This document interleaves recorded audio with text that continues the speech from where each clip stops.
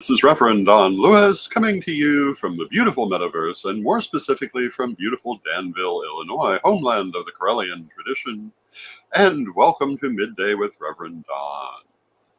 And I hope you're having a good day. As you know, if you follow Midday with Reverend Don, you can type your questions or comments into whatever platform you happen to be watching on, and they will appear here in my chat room, and we can talk directly. And this was a busy weekend for me. I finished up the numerology book, which is currently on order to the publisher. If you ordered the ebook, you have it. They have already been sent out. And that was something that I finished the final editing for at 6 o'clock yesterday morning. Hello to Mary Cavalcante in the chat room.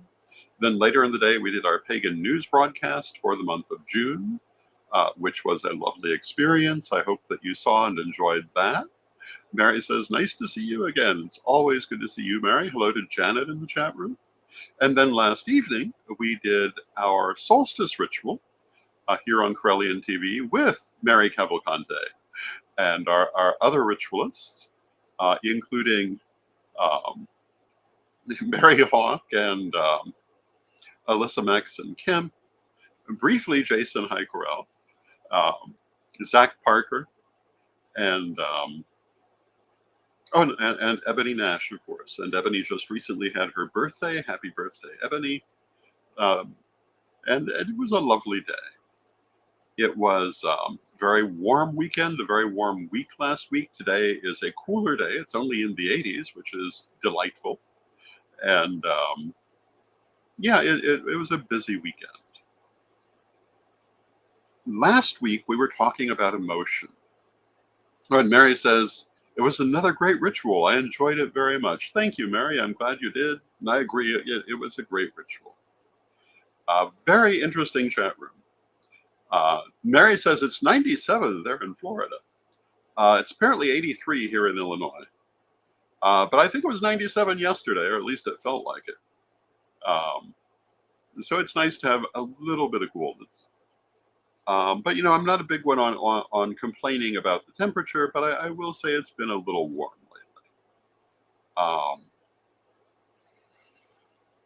Last week, we were talking a lot about happiness and the idea of noticing the positive things, and that this will help you to be happier in your life. And I firmly believe that it does.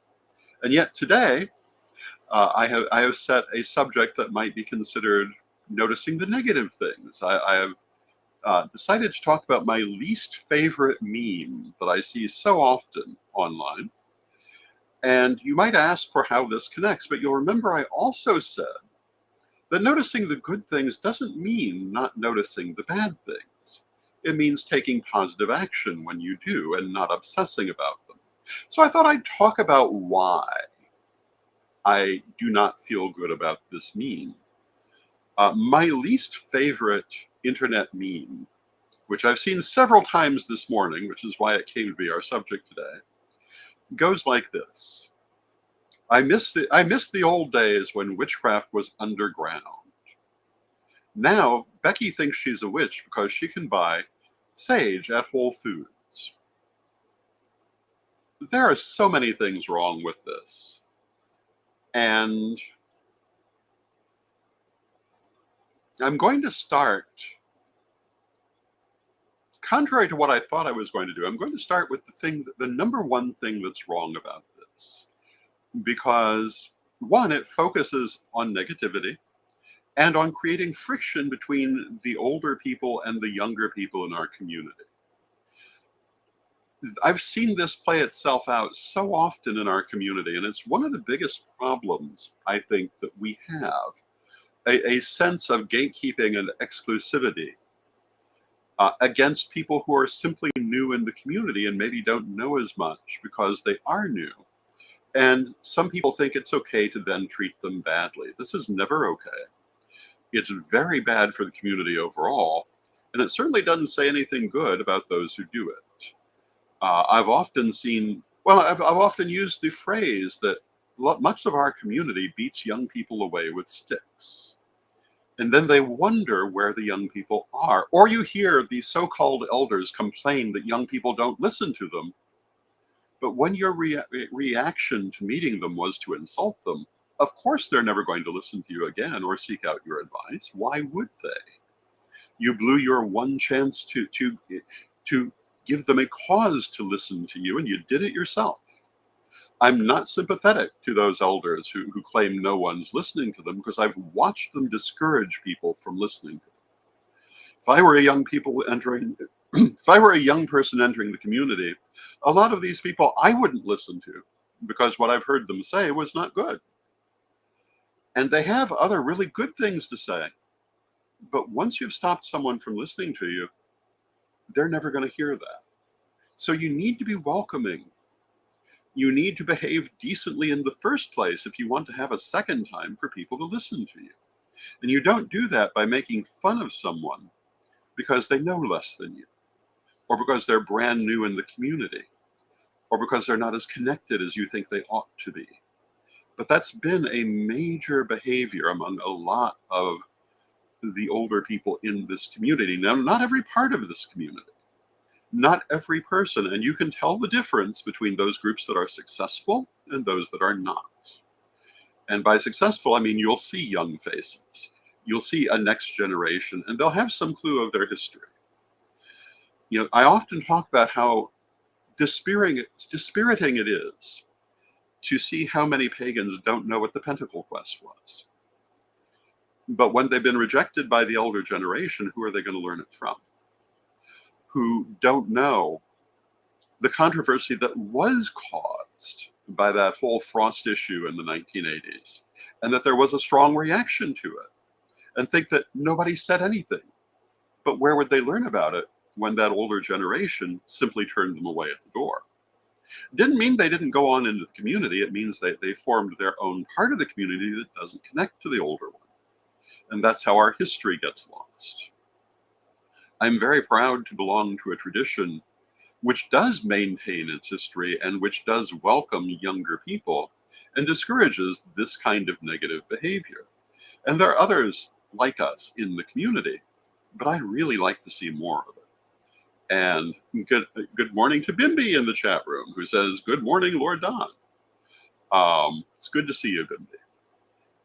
I cannot too strongly state how much we need to stop having negative reactions as a community to younger people, because without younger people, we may as well just hang up our coats, because there is no future without another generation. Hello to Swackfan in the chat room.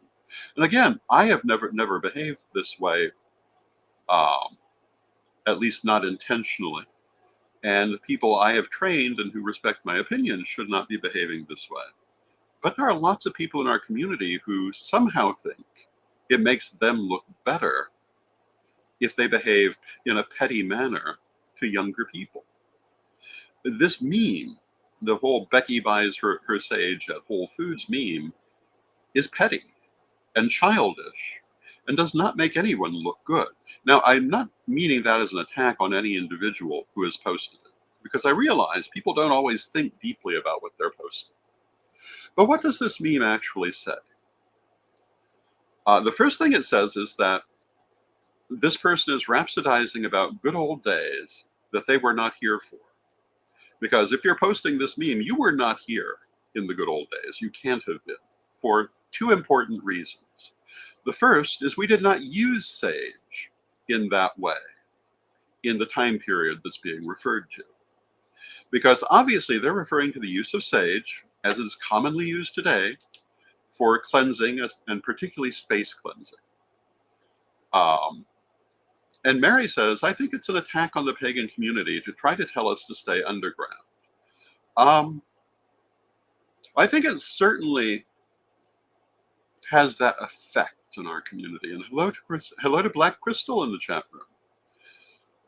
The use of sage as the common agent for metaphysical cleansing, what some people call smudging, but is traditionally called sensing, or more elaborately fumigation, was introduced beginning in the late 1970s and generally in the 1980s. It does not go back in what we would generally call Western witchcraft any farther than that.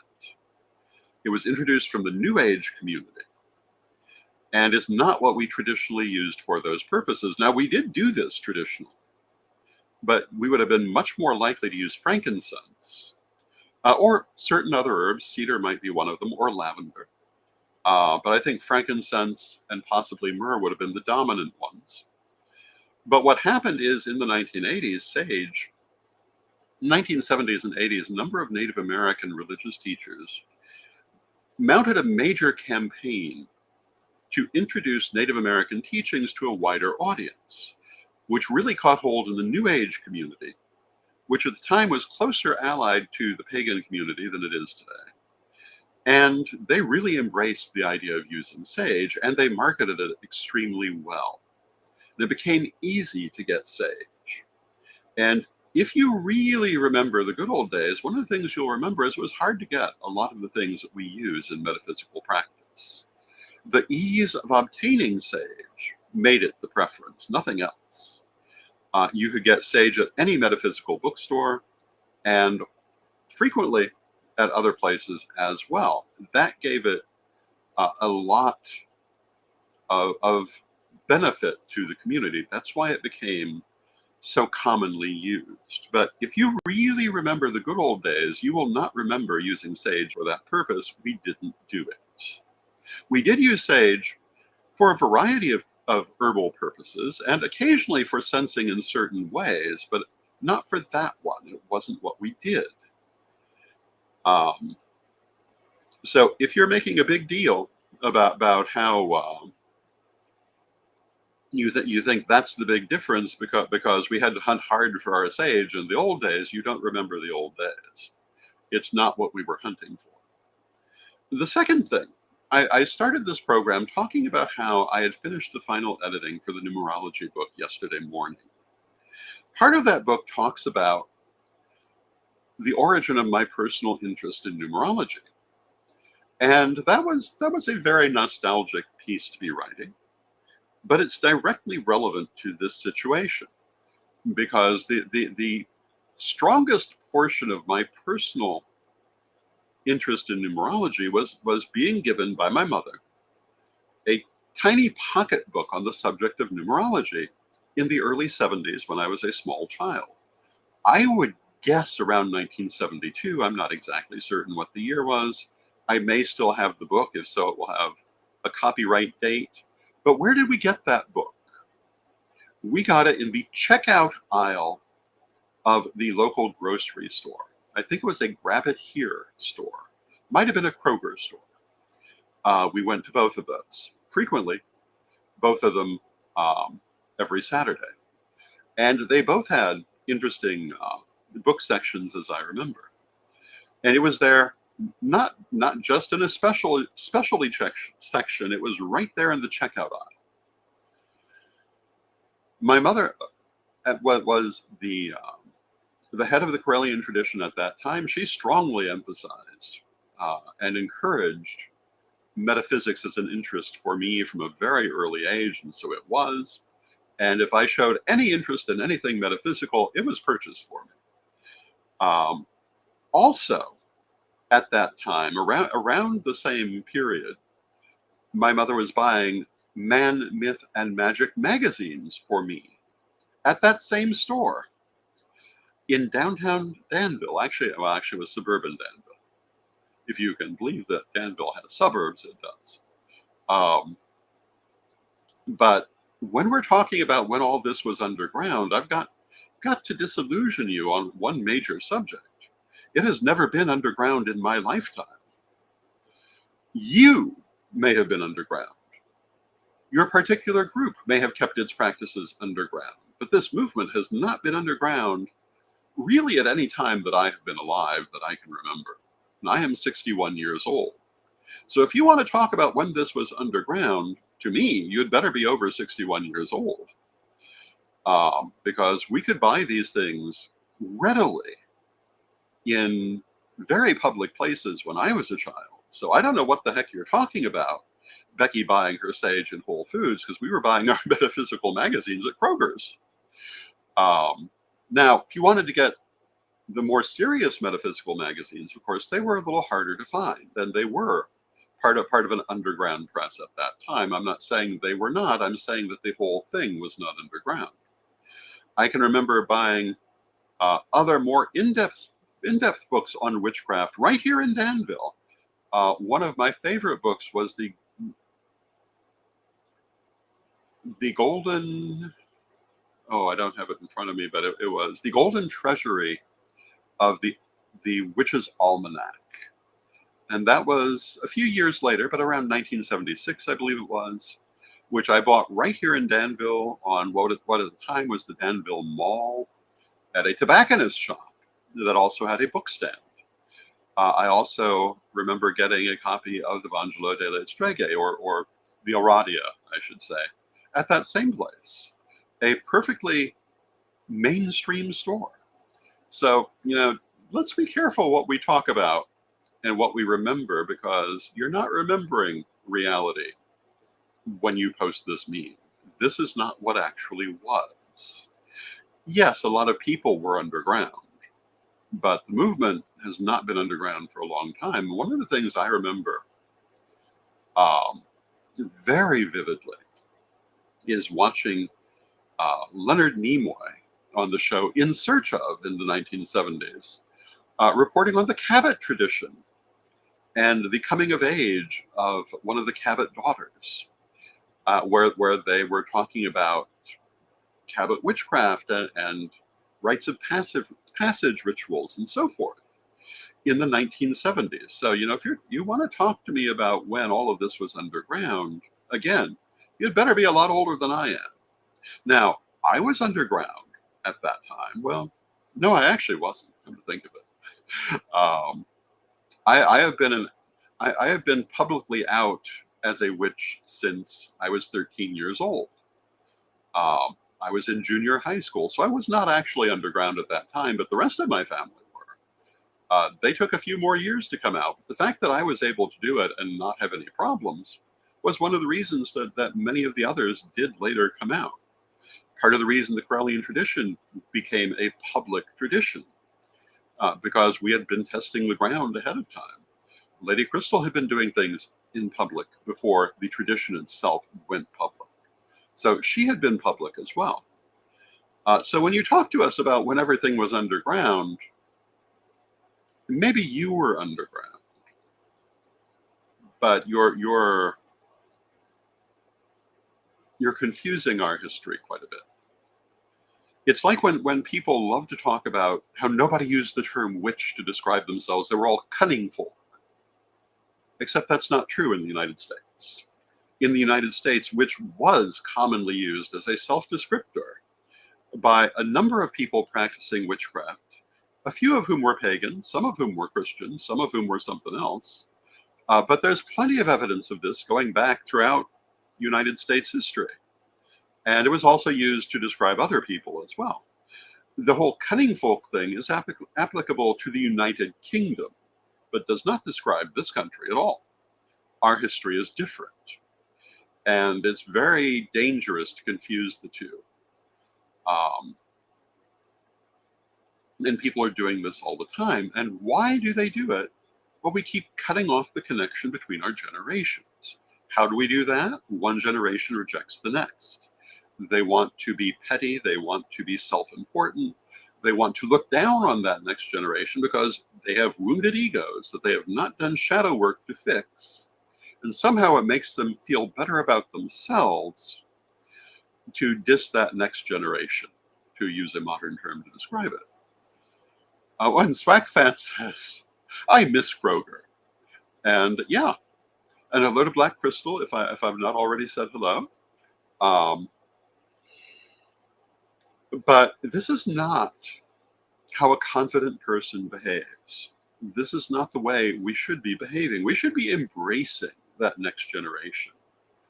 And if we find that we feel their knowledge is not comparable to our own, there are two things that we should do to deal with that. First, we should look at our own knowledge and make sure that we are remembering it correctly, and that we remember that you could buy this sort of thing at Kroger's in the 1970s. and even the late 1960s, that there were television shows about metaphysics um, during this same period, that there were mainstream books being written about it in this same period. Um, and that just because many of us as individuals were underground, not everything was underground. And secondly, if we find that we do feel we remember things correctly, then we should gently educate that younger generation, but not by trying to embarrass them, not by trying to lord ourselves over them, not by doing anything to alienate them, but saying, "Oh, that's not quite how I remember it." Or, well, when I was such and such an age, or, that's the version that I'm familiar with is, or any number of ways that you can introduce a different point of view without making someone feel bad about what they've said. And generally, this is always going to be a better thing to do, particularly for the community, because we need that younger generation. And, I'm going to go back to all those elders complaining that younger people aren't listening to them. Well, did you encourage them to listen to you? Did you give them a reason to listen to you? And did you listen to the elders when you were young?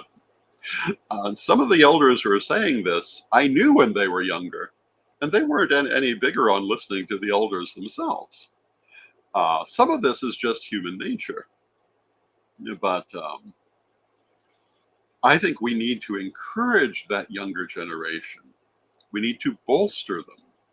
We need to make them feel good about themselves. And if sometimes we feel they're misinformed, then we need to find positive ways to give them better information, not negative ones. And sometimes that means keeping silent at that moment and waiting for a better time. Because, if you're confident in what you believe, you don't necessarily have to feel right at that moment. You can let someone else be momentarily wrong and present better information at a more convenient time. You certainly don't have to embarrass them publicly. But so many people just can't let that moment pass. And Bimby says, oh, the 70s were huge for metaphysics. That's when I got into it. It seems almost cyclical. It was also big in the 90s and today. And yes, that's true. And yeah, it is cyclical. And, in keeping with that idea about how you have to be older than me to remember when this was underground, I've got news for you. It was also big in many other historical periods. There was a huge witchcraft revival in the 1870s.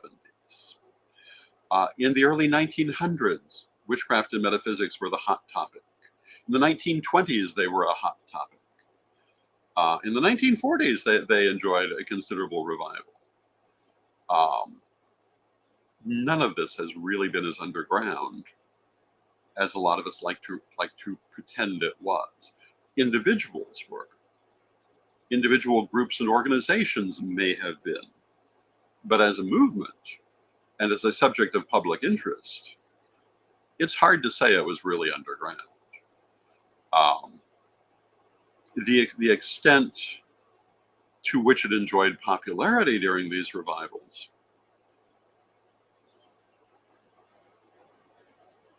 varies, I suppose we would say. But I talk about the 1870s. It goes a lot farther back than that. I mean, if you want to study ceremonial magic, what era are you looking at? You're looking at the 16th century and before. If you're familiar with the history of Druidism, you should know who Yola Marganog was. There is so much there that the proponents of the modern creation of everything really don't want you to notice. And they are aided by things like this Becky buying her sage at WholeFoods meme, which increases that idea that there was nothing before the modern era. And the truth is, we belong to a movement that is hundreds of years old. It just lacks a certain amount of connectivity. That is what we need to change for the future. And we need not to remember, or we need not to remember false histories that some people want to promote to us. And I'll tell you, the biggest promoter of that false history that everything that we do was created in the 1960s is conservative Christianity. They believe that because it conflicts with their own false history that they were the only people here. They would love for us to believe it too. And many of us, unfortunately, have bought that story, but it is not the case. These things were not created out of nothing in the 1960s.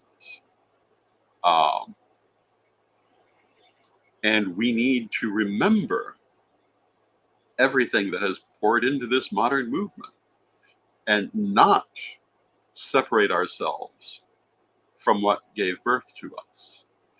I suppose if you want to say your individual movement is a modern variation of what came before it, that's great.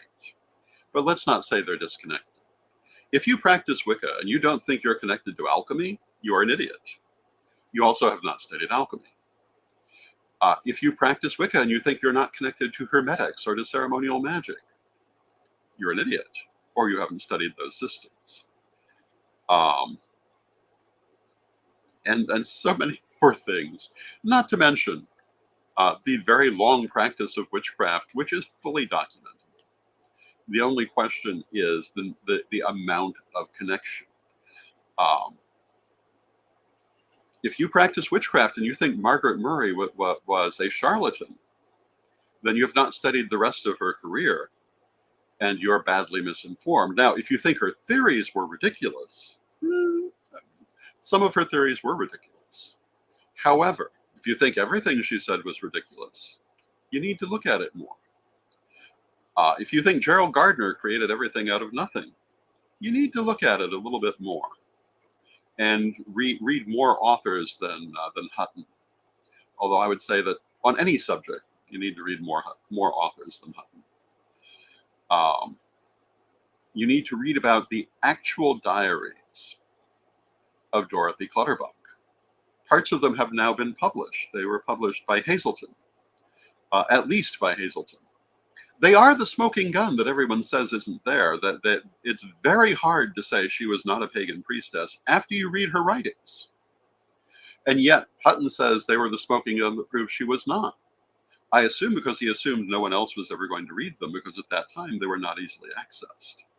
But if you read them, they could be published in a pagan magazine today, and no one would question them, except for the excessive use of thee and thou. But some people still do that, and it was a mark of that era. There is so much more here than a lot of contemporary people want to admit, and it's one of the reasons that we keep losing our past. I've heard people say with a straight face that Wicca started in the 1990s. I'm sure I will yet live long enough to hear people say it started in the 2000s. Neither Wicca nor metaphysics in general are that young. And the truth is, it's all really been one movement. In certain periods, one tradition will dominate, but we really need to look at it that way while working to reestablish our moral equivalence in the wider society, because we've been here the whole time. We have not been out sacrificing children. We have not been out doing terrible things, and we have a very verifiable history. And Bimby says, I would love it if you wrote a book on the history of practical magic. And we will definitely put that on the long list of books that I'm writing through Corellian Publishing, because we really should. Because as you see, I have a lot to say on it. The problem with that is that to thoroughly back it will take a lot of research in terms of dates and numbers, but on the other hand, every book does. So yeah, the history of magic, I think, is something I need to write about.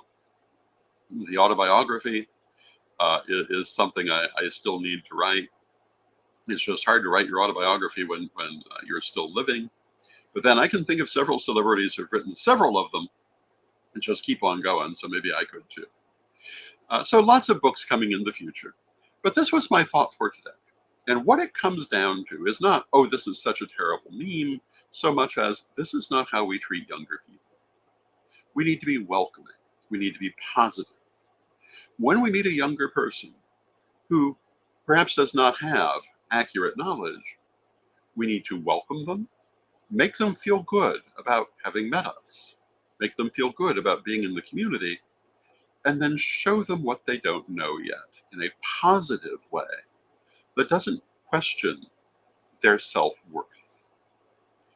That's how we continue our community. That's how we build our future. And so I hope that as you go forward from this program, you'll remember this. When you're dealing with younger people who perhaps might not know um, everything that you think they should know. And, even if you're a younger person listening to this today, you're not going to be young forever. One day you'll be that elder meeting younger people whose information may appall you. But your reaction should not be being appalled. It should be gentle correction and welcoming. And I hope you'll remember that. And Mary in the chat room, Mary Cavalcante says, "I'm so glad that I met you on my spiritual journey." Thank you, Mary. I'm glad I met you too. That is our show for today. And tonight I will be doing my chat room on Patreon. If you're not familiar with my Patreon, you can find it at revdonlewis.com. And if you like my work, I hope you'll consider supporting me through Patreon. And with that, we've come to the end of our half hour. I'll be back tomorrow. I have no idea what I'm going to talk about, but I'll know by then. It will not be my other least favorite meme. My other least favorite meme is Aunt Jemima made Nancy Green's memory immortal. I despise that meme because it's utterly untrue. But Nancy Green herself is a fascinating woman who that is doing absolutely nothing to memorialize. But with that, I thank you for your attention. And if you want to find out about Nancy Green, go out and actually research her and find out what really happened. And you'll find out they didn't really do that much for her, but they did give her a place in history as the first performer to be a company spokesperson's spokescharacter. But with that, I want to wish you a happy day. Let us close with our prayer as we always do, and I'll see you tomorrow. Divine Mother Goddess, Divine Father God, beloved ancestors, we thank you for all that you do for us in our lives, and we ask you to help us to focus on the positive. And when we encounter things that are not positive, let us try to find positive ways to improve them. Let us welcome younger people that we meet, and let us work to build a positive sense of our own history as we go forward. Beloved Mother Goddess, beloved Father God, beloved ancestors, we thank you for this and everything you do for us in our lives. And knowing you are always with us, still from respect, we thank you for your presence, and may you be blessed now and always. May you be blessed now and always. And again, I'll see you tomorrow.